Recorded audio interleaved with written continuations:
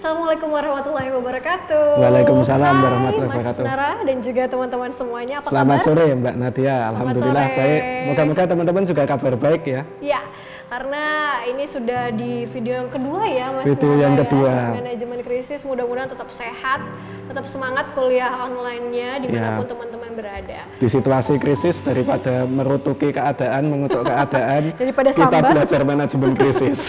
Setuju. Dan di yang sebelumnya kita sudah bahas banyak hal ya, mulai dari jenis-jenis krisis, definisi krisis, kemudian tentang ciri-ciri krisis, dan mudah-mudahan teman-teman sudah mulai paham nih ya apa sih sebenarnya itu krisis. Tapi yang namanya krisis Mas Nara, berdasarkan yang kemarin ya, kok agak ngerinya tuh karena tidak bisa terelakkan gitu ya Mas Nara ya. Ya krisis, beberapa krisis memang ini ya Mbak Nadia, apa? Ya dia kayak takdir, kayak suratan harus terjadi gitu.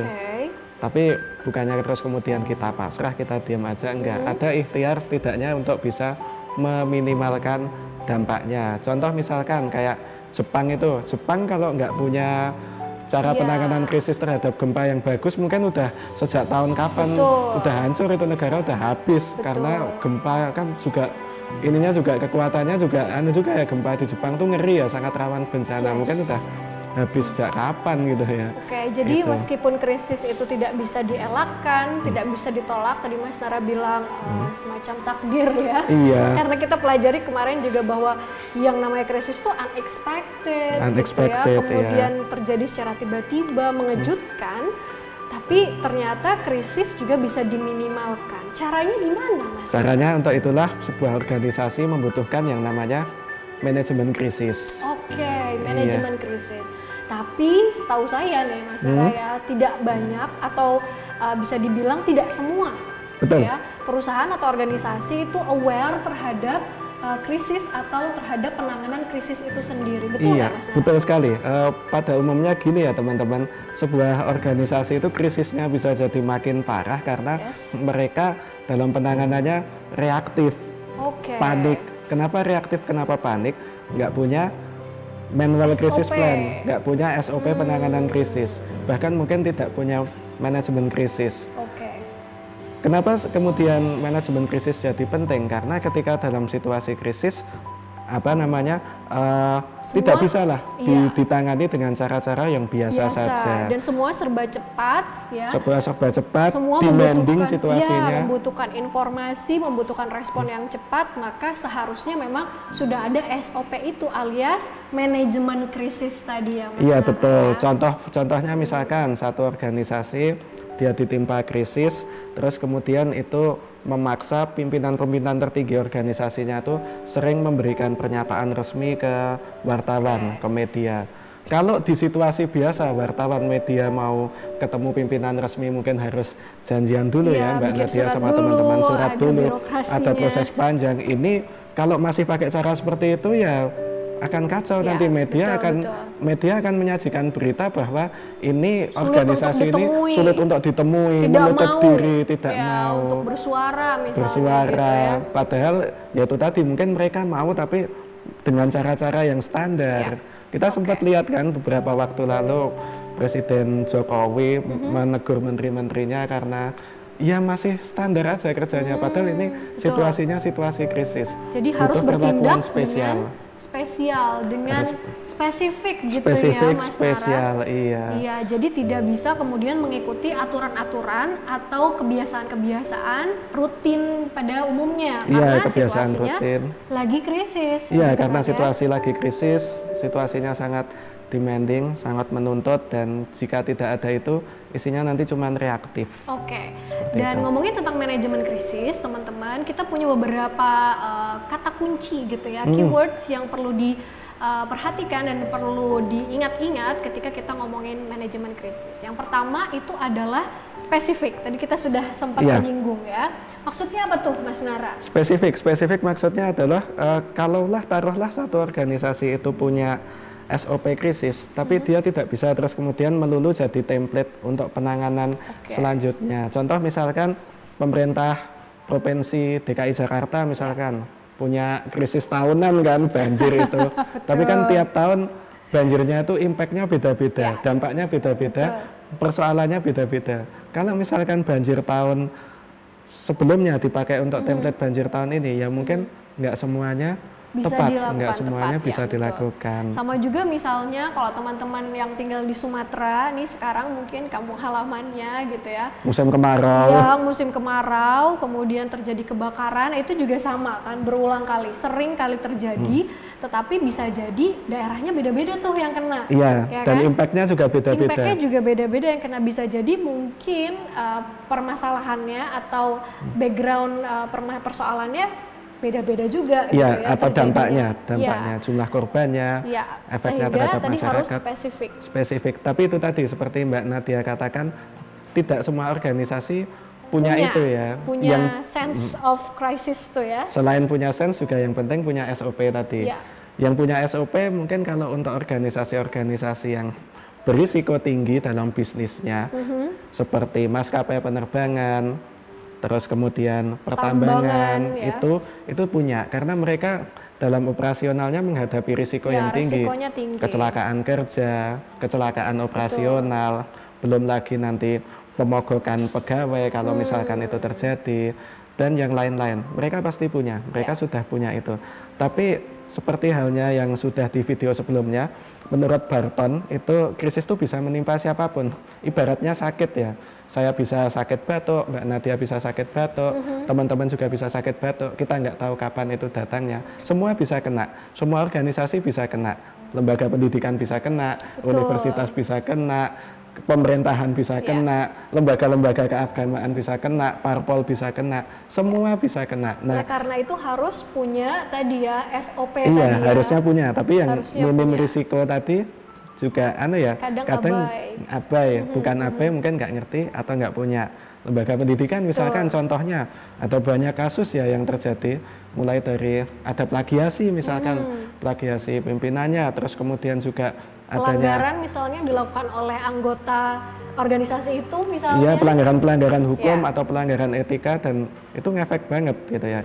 Itu sangat ngefek banget, dan beberapa lembaga pendidikan itu kalau dari sependek yang saya amati agak kelimpungan. Karena apa? Secara nature mereka bukan bisnis yang risiko tinggi, jadi mereka nggak menyiapkan itu. Gitu. Oke, kita dapat keywords yang pertama ya tadi ya, spesifik. Nah, keywords yang kedua ini juga tidak kalah pentingnya adalah tentang aktivitas yang berkaitan dengan public relation ya.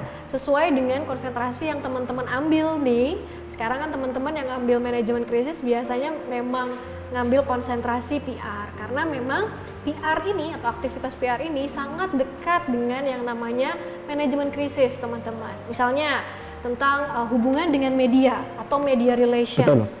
Itu sangat-sangat berkaitan dengan manajemen krisis, karena ketika krisis tentu saja media itu pengen cari tahu ya kan, pengen tahu sedalam-dalamnya ada apa, mengapa, dan lain sebagainya. Nah, seharusnya seorang atau sebuah organisasi itu bisa kemudian memberikan penjelasan yang baik kepada media lewat public relations-nya ini gitu ya.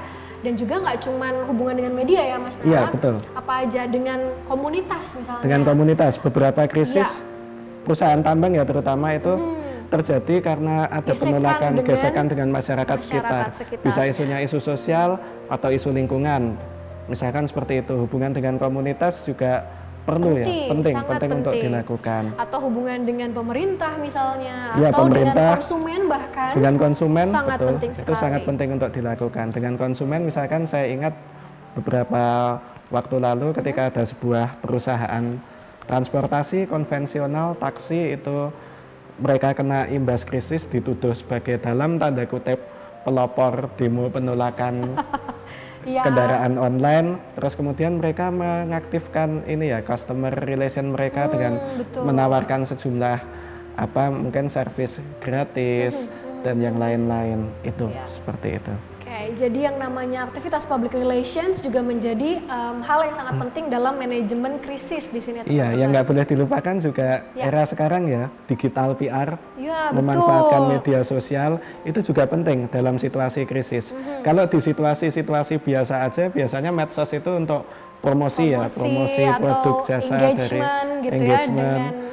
Dengan customer, dengan stakeholder gitu ya. Tapi saat krisis itu bisa menjadi media kita untuk memberikan rilis-rilis misalnya, penjelasan memberikan terkait rilis krisis tadi. Iya, beberapa juga untuk ini ya, untuk membangun simpati masyarakat yang tadinya jualan jadi simpati. Beberapa maskapai penerbangan misalkan Mbak Nadia ketika terjadi kecelakaan pesawat langsung kemudian mengganti header Twitternya dengan warna abu-abu. Ya, betul. Sepertinya itu mungkin hal yang sepele, tapi itu juga penting banget untuk dilakukan. Dan tanpa adanya manajemen krisis yang oke, itu mungkin nggak ada gitu. Oke, kita udah dapat nih 2 keywords ya. Yang pertama tadi spesifik, yang kedua aktivitas PR.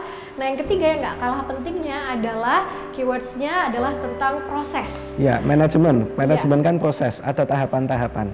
Jadi ada tahapan-tahapan di mana manajemen krisis ini sebenarnya tidak sesuatu yang kemudian besar seketika gitu ya, tapi ada tahapan-tahapan di situ. Yang pertama nih tahapannya mungkin bisa teman-teman lihat juga adalah tahapan prodormal. Tahapan prodormal ini biasanya disebut sebagai warning stage atau sebagai apa namanya Mas Nara, warning peringatan dini gitu ya. Jadi krisis tidak mungkin bahkan belum ya terlihat pada tahap ini, tapi sudah mulai ada peringatan-peringatan atau gejala-gejala yang mengarah kepada krisis. Sayangnya di saat ini biasanya manajemen itu lengah gitu ya. Nggak ada apa-apa kok, ngapain gitu repot. Betul. Jadi di tahapan ini memang ya tadi ya memang belum kerasa ada apa-apa, tapi sudah ada gejala yang kemudian bisa memacu atau mengacu pada si krisis ini. Ya, beberapa contoh misalkan ya yang bisa memanfaatkan tahap prodormal ini ketika mengamati perilaku gunung api. Oh ini kondisinya kayak gini, kegempaan kondisinya kayak gini. Di perusahaan-perusahaan swasta misalkan, bukan lembaga negara tapi perusahaan swasta misalkan juga bisa mengantisipasi itu dengan melihat misalkan perusahaannya tambang perminyakan nih, dia akan melihat oke, harga minyak dunia anjlok, konsekuensinya misalkan kami harus memberhentikan atau merumahkan sejumlah karyawan. Ketika merumahkan karyawan juga bukan sesuatu yang mudah, pasti akan ada hal-hal yang berkaitan dengan itu ya, mulai dari kompensasi, urusan politis juga dan yang lain-lain. Kalau itu diantisipasi sejak awal, mungkin bisa nggak sampai terus kemudian harus memberhentikan operasional organisasi itu. Ada beberapa perusahaan tambang yang tidak antisipatif terhadap regulasi baru pemerintah sehingga mereka ini di Indonesia ya, sehingga mereka terpaksa menghentikan sementara operasionalnya. Terus kemudian juga ada katakanlah perusahaan mungkin properti atau tambang itu ketika mau bangun sesuatu di satu tempat itu ada penolakan masyarakat. Penolakan itu dibiarin. Ya udahlah nanti gampang lah gini. Akhirnya terus kemudian bikin masalah gitu ya. Terus kemudian masyarakat ini tentu dia tidak berdiri sendiri ya, di masyarakat tentu nanti ketika pendapat masyarakat ini menguat, meluas, mendapat simpati dari lembaga swadaya masyarakat, dari anggota parlemen, wakil rakyat, pemerintah, DPR, akhirnya nanti kerepotan sendiri organisasi itu. Begitu. Jadi di tahapan ini sebenarnya seharusnya gitu ya si perusahaan atau organisasi ini bisa membalikan keadaan ya Mas. Sebenarnya bisa, itu kesempatan. Karena masih awal sekali. Masih awal sekali. Bisa mencegah gitu ya supaya krisis itu tidak terjadi. Karena di tahapan kedua itu adalah tahapan akut. Nah di sini sudah prosesnya atau krisisnya itu sudah memuncak sehingga sudah tidak ada turning point lagi. Udah nggak ada waktu atau nggak bisa kembali lah, nggak mungkin kembali lagi karena permasalahan sudah mulai muncul ke permukaan, sudah mulai nyata terlihat sehingga kemudian perusahaan tadi tidak mungkin menahan krisis ini terjadi. Ya sudah pasti terjadi. Ya di tahap sebelumnya tadi memang ya ada tahap untuk pencegahan, prevent, tetapi ketika itu tidak bisa terjadi ada satu tahap lagi sebenarnya preparation, untuk persiapan. Untuk persiapan sekali lagi krisisnya udah nggak mungkin dicegah, jadi persiapan yang bisa dilakukan adalah meminimalkan dampak buruk tadi. Nah ketika di tahap selanjutnya di tahap akut itu yang bisa dilakukan ya sudah damage containment. meminimalkan kerusakan. Kayak contohnya misal di ini ya, ada satu penelitian saya tentang penanganan krisis oleh pemerintah Selandia Baru dan Sri Lanka pasca aksi terorisme tahun kemarin itu. Ya udah, aksi terorisme sudah terjadi, apa yang mereka lakukan selanjutnya untuk meminimalkan itu? Misalkan di situ dari pernyataan resminya pemerintah Selandia Baru dan Sri Lanka itu langsung membatasi bahwa krisis ini nggak ada hubungan apapun dengan agama atau keyakinan tertentu. Ini murni kriminal. Analisis teman-teman. Setelah tadi di tahap akut si krisis itu memuncak gitu ya, sudah kita tidak bisa kemudian balik lagi, kita harus menyelesaikan krisis ini nih. Nah justru di tahap recovery ini, yang namanya juga recovery ya, ini adalah sisa-sisa atau tinggal saatnya pembersihan gitu atas apa yang sudah terjadi. Tadi Mas Nara sudah sampaikan bahwa korban sudah berjatuhan misalnya gitu ya di saat akut, maka kemudian apa nih yang akan kita lakukan untuk kemudian merestorasi image atau mengembalikan citra dan kepercayaan masyarakat kepada organisasi yang udah kadung kena krisis nih. Apa yang akan kita lakukan setelah kemudian krisis itu terjadi, dan apa yang kemudian bisa kita lakukan terhadap organisasi kita sendiri. Itu ya. Di sini saat yang sangat tepat untuk organisasi tersebut kemudian untuk introspeksi, baik itu ke dalam maupun keluar. Ke dalam misalnya apa sih sebenarnya yang terjadi atau yang kurang yang ada di dalam manajemen krisis kita, sehingga kok krisis ini bisa sedemikian besar dampaknya misalnya terjadi pada organisasi tersebut. Atau introspeksi juga keluar. Bagaimana sih misalnya jika krisis itu terjadi dari luar, kemudian mengapa sih kok itu bisa terjadi? Kita di sini adalah saat untuk mengintrospeksi itu semua, dan kemudian tadi proses memulihkan atau recovery atau restoration image yang sudah terlanjur buruk atau negatif. Bagaimana caranya kemudian memulihkan image itu, dan kemudian tentu saja bagaimana membuat masyarakat kembali percaya terhadap organisasi kita. Gitu kan Mas Nara ya? Ya, recovery ya, memulihkan diri. Jadi manajemen krisis tidak berhenti ketika krisisnya mereda. Betul. Saya bisa lebih memilih term krisis mereda daripada berakhir ya. Ada beberapa indikator krisis aslinya memang belum berakhir, tapi sudah mereda.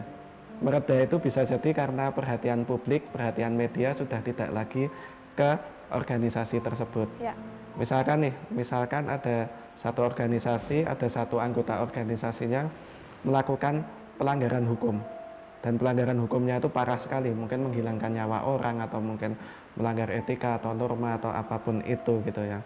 Terus kemudian organisasi itu salah satu cara mengatasinya adalah pimpinan tertinggi organisasi mengundurkan diri.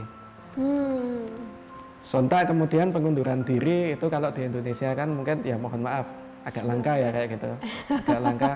Dengan pengunduran diri pasca kejadian krisis itu, kemudian simpati masyarakat ke organisasi berubah. Ya. Tadinya mengecam balik, gitu ya. Terus kemudian bersimpati. Betul. Krisisnya selesai. Puncak krisisnya mereda. Tapi persoalan sesungguhnya kan belum selesai. Betul. Anggota organisasi yang melakukan pelanggaran tadi belum disidang, belum diajukan ke meja hijau, belum dihukum dan sebagainya. Belum selesai sebenarnya, tapi mereda. Ketika krisis mereda, manajemen krisis perlu juga untuk dilakukan. Jadi nggak terus kemudian organisasi oke ini sudah selesai, ya sudah kita lupakan. Enggak, organisasi yang baik tentu mereka akan melihat masih ada PR, pasti banyak PR yang harus dilakukan untuk itu, memulihkan nama baiknya, memulihkan nama organisasi. Jika di fase sebelumnya kepentingannya adalah untuk menyelamatkan masyarakat umum atau mungkin konsumen, nah di tahap recovery ini saatnya organisasi untuk memulihkan nama baik. Betul. Ada satu maskapai penerbangan di Indonesia itu dulu di tahun 2007, dia kecelakaannya di Yogyakarta gitu ya, kecelakaan pesawat. Waktu itu muncul banyak dugaan ya, mulai dari ini ada sabotase karena ketika peristiwa kecelakaan pesawat itu terjadi itu waktunya berdekatan dengan kedatangan duta besar negara Australia kalau tidak salah ke Yogyakarta. Tapi terus kemudian setelah dilakukan investigasi, ternyata ini human error yang dilakukan oleh pilotnya. Pilotnya terus kemudian ya ada proses di internal diberhentikan, kemudian juga pilotnya menjalani proses hukum, ada hukuman pidana pada pilot itu. Tentu ini nggak selesai ya, si maskapai penerbangan itu nggak akan selesai hanya dengan memberhentikan pilot tadi dan pilot tadi dihukum, enggak. Mereka harus melakukan hal yang untuk memulihkan kepercayaan masyarakat untuk kembali menggunakan maskapai penerbangan tersebut. Karena kita sebagai konsumen juga was-was ya. Ngeri juga, ngeri. Kalau misalkan penyelesaiannya hanya memberhentikan satu pilot, ternyata mohon maaf nih pilot yang lain sama gitu ya. Sama cerobohnya juga nggak ini ya. Dan butuh waktu sekitar 5-6 tahun untuk maskapai penerbangan itu bisa jadi pulih kembali, masuk ke salah satu komunitas airline yang kelas premier gitu, dan tentunya kan untuk bisa masuk ke komunitas airline yang kelas premier itu butuh requirement atau persyaratan tertentu. Gitu. Berarti prosesnya cukup panjang ya. Sudah ada 3 step ini teman-teman, tapi ternyata tidak berhenti pada tadi ya evaluasi terhadap internal organisasi sendiri, karena masih ada tahap yang keempat teman-teman, yaitu tahapan resolusi. Nah, di tahapan ini lebih lanjutnya lagi dari tadi kan sudah kemudian perusahaan mencoba untuk merestorasi image-nya atau tadi ya memperbaiki, memulihkan citranya. Nah, di tahapan ini sebenarnya perusahaan juga harus tetap waspada karena ternyata riset-riset menunjukkan bahwa yang namanya krisis itu adalah sebuah siklus. Ya, yang bahwa ketika kita sudah selesai nih tadi atau sudah mereda, sudah berhasil mengevaluasi, ternyata bisa jadi kemudian terjadi krisis selanjutnya. Nanti muncul lagi krisis prodormal lagi.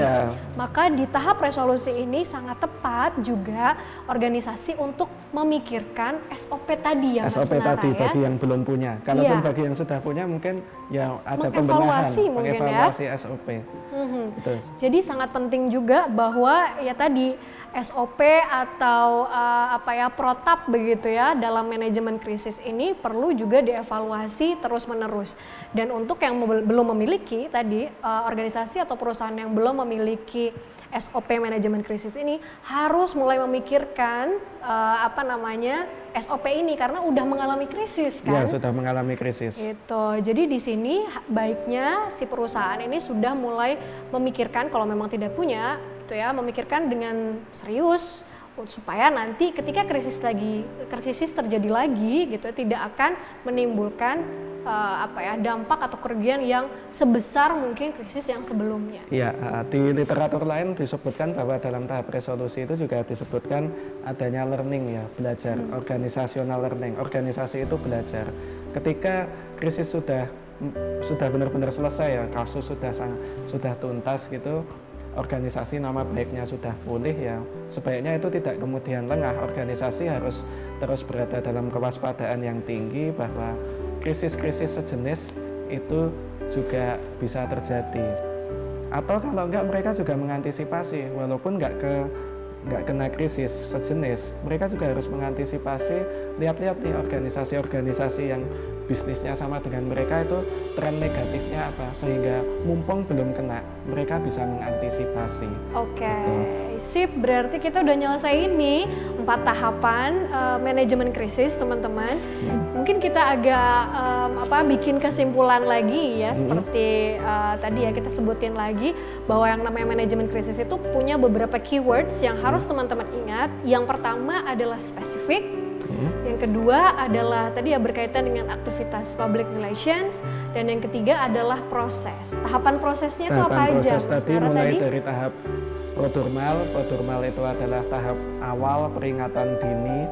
Bahkan ketika tidak ada krisis pun organisasi yang peka juga idealnya mereka tetap memperhatikan di tahap prodormal ini, karena di tahap ini dia bisa untuk mengantisipasi krisisnya biar tidak terlalu parah. Di tahap prodormal ini juga ketika krisisnya sudah tak terhindarkan lagi, ya yang bisa dilakukan adalah preparation menghadapi untuk masuk ke tahap selanjutnya yang disebut dengan tahap tadi dinamakan akut ya. Akut. Tahap yang ketiga akut, ketika adalah krisis sudah yang meledak, kedua adalah akut. Akut, krisis sudah meledak, udah nggak bisa balik lagi, ya udah yang bisa dilakukan adalah membereskan situasi yang ada di situ. Korban sudah jatuh, nggak mungkin membaik lagi, ya yang bisa di ini biar nggak makin parah aja kerusakannya. Terus kemudian yang ketiga adalah tahap recovery, pemulihan, memulihkan nama baik organisasi, memulihkan kepercayaan masyarakat terhadap organisasi itu, dan yang terakhir adalah resolusi, belajar bagaimana caranya agar organisasi itu ketika terpaksanya ya kena krisis lagi itu ya penanganannya juga nggak ini banget lah, nggak sudah lebih baik sudah lah lebih ya. baik, penanganannya nggak terus kemudian reaktif atau panik gitu, karena juga dari beberapa literatur disebutkan krisis itu bisa jadi lebih parah ketika manajemen krisisnya kacau, tidak siap begitu.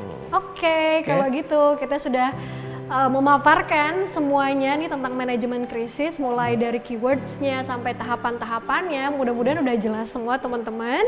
Jadi sekian dulu kayaknya ya video untuk kali ini. Sampai ketemu lagi di video berikutnya. Terima kasih. Wassalamualaikum warahmatullahi wabarakatuh. Waalaikumsalam warahmatullahi wabarakatuh.